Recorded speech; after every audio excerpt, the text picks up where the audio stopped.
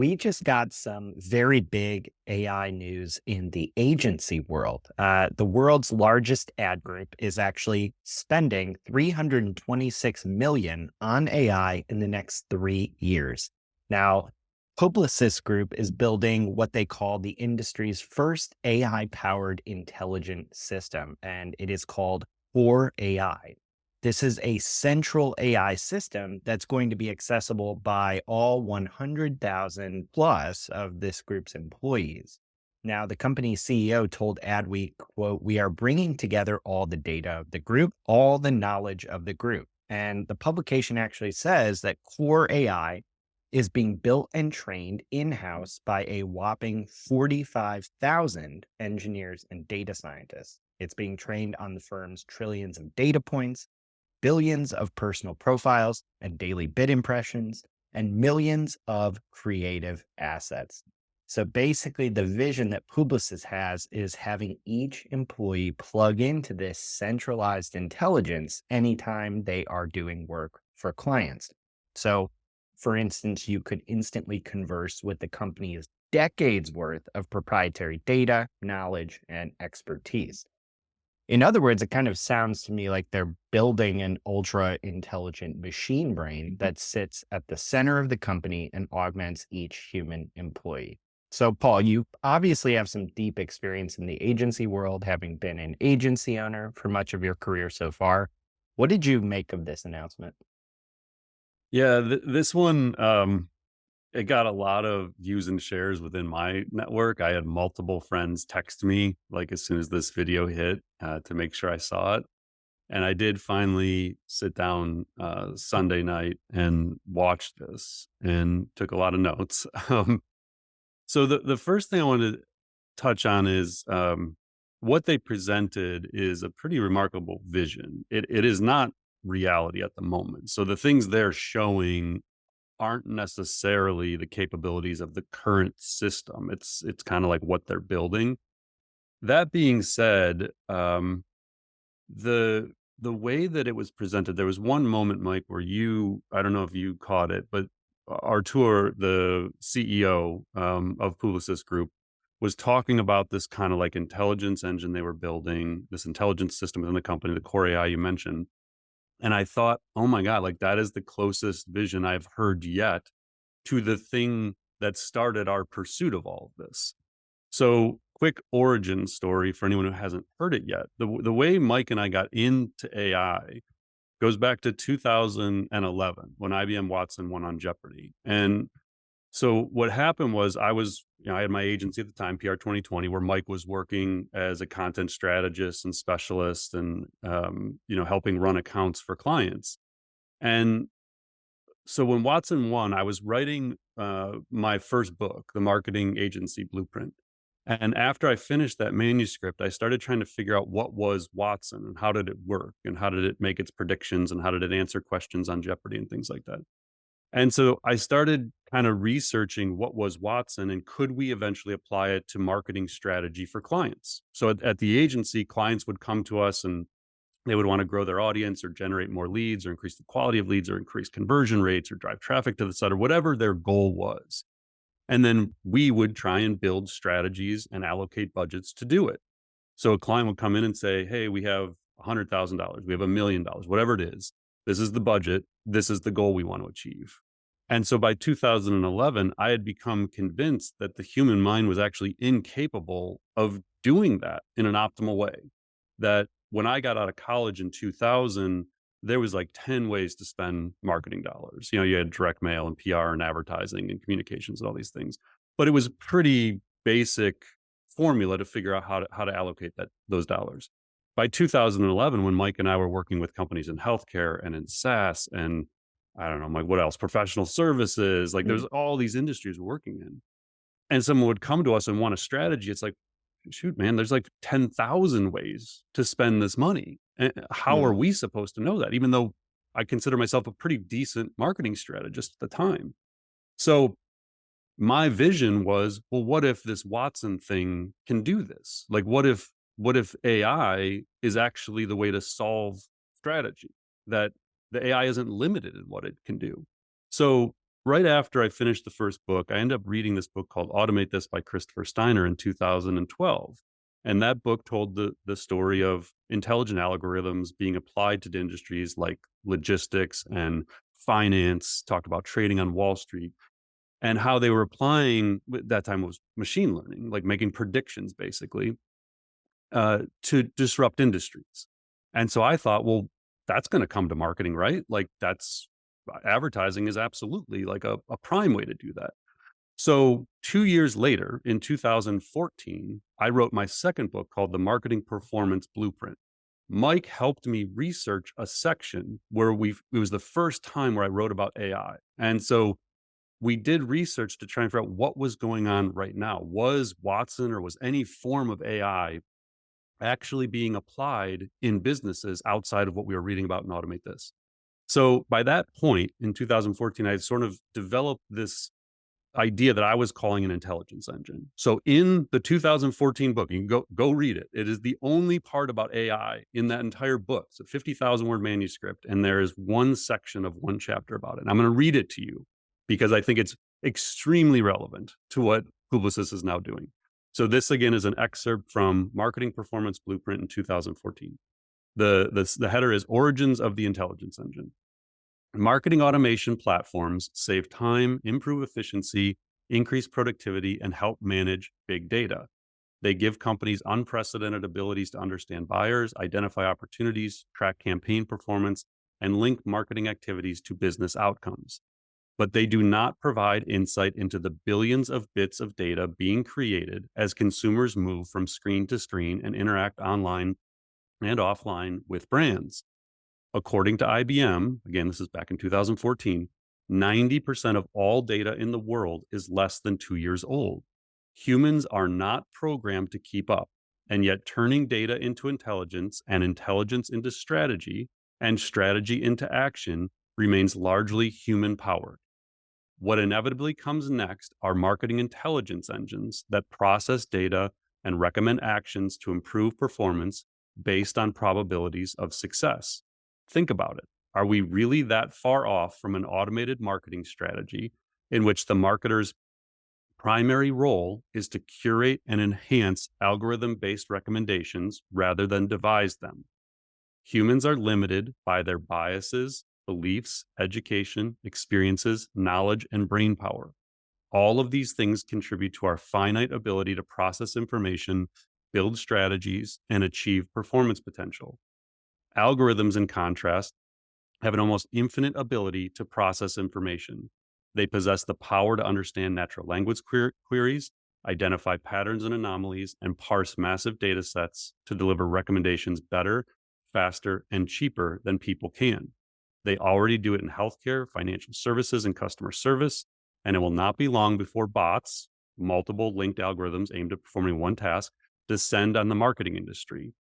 As Steiner says in Automate This, the next field to be invaded by bots is the sum of two simple functions, the potential to disrupt plus the reward for disruption.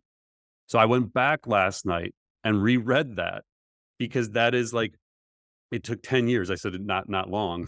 It was Hmm. 10 years, a decade before I actually heard a company that is pursuing that vision, that seems to actually have all the components of putting that together. They're Hmm. combining knowledge and experience of their own company, the proprietary data of 35 years of digital transformation strategy. They have Epsilon within their Publicis group. So they have all this data. They said, what I think Artur said, 2.3 billion profiles on people around the world, Yeah. and thousands of attributes. And they talk about data as the power for their people. So that was, again, I don't know if you thought about this, Mike, but that was like, as soon as he said this, I was like, oh my God, like this is it. Like 10 years later, here we are. We're finally building the intelligence engine, at least within advertising. It's still not a global vision for like Hmm. all marketing dollars, but at least within advertising, it seemed like it. Yeah, that was actually the number one reason I wanted to focus on this as a main topic is it's literally why the Institute came into being. This Yeah. is the first thing I thought of. And also, notably, at least from my perspective, this is one of the first, if not the first, like pretty clear vision I've seen from a major agency. Plenty of people are doing plenty of things, and I've seen really cool examples, but I don't know if I've seen one that has this like breadth of vision in the agency world. Was that kind of your perspective, or have you seen more like this from other, at least among the big handful of agency groups out there? Yeah, honestly, like is it definitely in the agency world is the first I've seen that clearly has it kind of laid this vision out. Again, we're not saying it's all reality. We're not saying they're going to even like nail it all, but we're saying Mhm. like to lay out the vision, saying we're going for it. It's the first I've seen, and you know, we've talked about this idea that in the future, all businesses there'll be three type in every industry: AI native, AI emergent, and obsolete. So the AI native is you just build a smarter company from the ground up. Just infuse AI and you just build a smarter version, needs fewer human resources, fewer financial resources because you're going to infuse AI into everything you do. AI emergent is an existing company that has legacy tech, legacy data, legacy clients, existing employee base, and they create a vision to evolve and become a smarter organization. This is it. Like this Mm, is the AI emergent company that we envisioned, last year when I wrote the future of all businesses AI or obsolete. Um, so it's one of the best overall visions I have heard for what an organization become. And there was a few things that jumped out to me, and I'd love to hear, Mike, if there was any that you really saw as significant. But a couple of things they said is AI will never replace great creative minds, but it will push the boundaries further. So I like mm, the fact that they were addressing creativity, which is obviously what they do. They said the approach to being data led, but human first. So I liked the idea that they were kind of looking at that. They laid out 5 key areas where they were going to apply this core AI to supercharge their people. And throughout each of the five, so it was insight, media, creative, software, and operations, they bullet pointed out like the 3 elements of each of those, and it was all related to faster, more accurate, more innovative. So in each of those areas, they were basically saying with insights, with media, with creative, how can we be faster? How can we be more mhm, accurate? How can we be more innovative? Do things that haven't been done. They talked about 100 trained micro agents that are like performing tasks within their system, which I thought was interesting.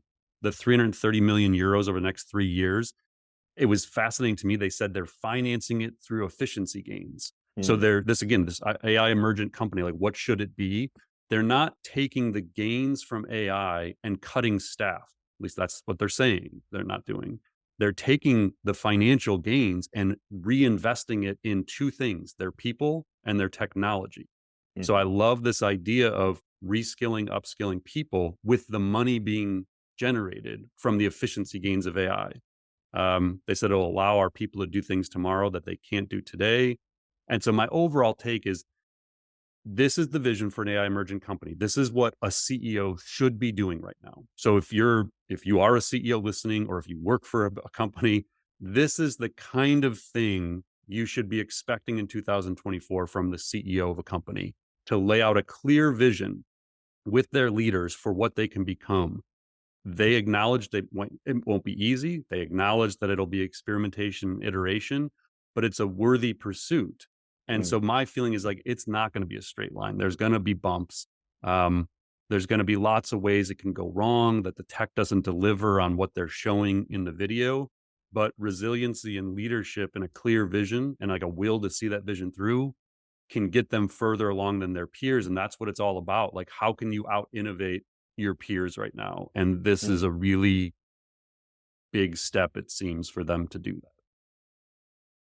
Yeah, the aspect about how this is going to be used to augment their people is really, I think, subtle but important here in the at least in the agency world. I mean, I remember countless times where we did a very good job of trying to arm our people with processes and resources to serve clients on their own. But the moment there's not a process, there's not a resource, you're kind of trying to figure it out on your own, how to best serve a client. And that comes down to the experience, the skills, and the seniority, perhaps, of the person doing the work. So you get varying outcomes. And even the best person within an agency has no ability to understand what happened 2 decades ago that might have been super relevant to the current challenge. So I think having almost personifying the agency as this centralized brain in the heart of the company is really, really interesting to me. And I think it's a very broad blueprint, perhaps, for how any company should be thinking of. Like, what makes your company your company? That should be what you are building these centralized systems to embody.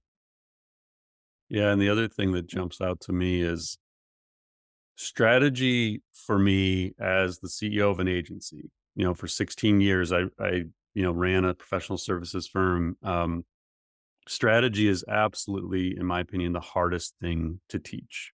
Mm, So when I would interview people straight out of college, I was trying to assess their strategic ceiling. Like, were they a strategic thinker? Could they connect dots? Did they seek information, like cross-discipline information, so that they could actually understand something happened in the economy? Here's what it means to my client in the manufacturing industry. Like, strategic thinking is a really, really hard thing, and it's a really valuable thing. It's also an ephemeral thing. What I mean by that is, Mike, let's say like you were running 4 manufacturing clients at the agency and you left mm, and you were the lead strategist. The knowledge of how to build those campaigns and run those accounts is gone. Like the strategist, like, so that to me is one of the potential values of what they're doing here, and what the value of AI is mm, being able to codify strategic thinking and institutional knowledge, so that if someone leaves a company or moves to another area, or if I'm working late at night and I need that knowledge, that I can have a conversation with an internal chat bot about it, versus mm, like, oh, Mike's not here, or Mike's on PTO this week, like whatever it is. So strategy often is centralized within the brains of the few talented people who can do it within corporations. And so that's a really hard thing to scale. And so I think it's a really fascinating pursuit. And that's why, like, to me, the origin of the intelligence engine was what led me down the AI path, whatever that was, 12, mm. 13 years ago now.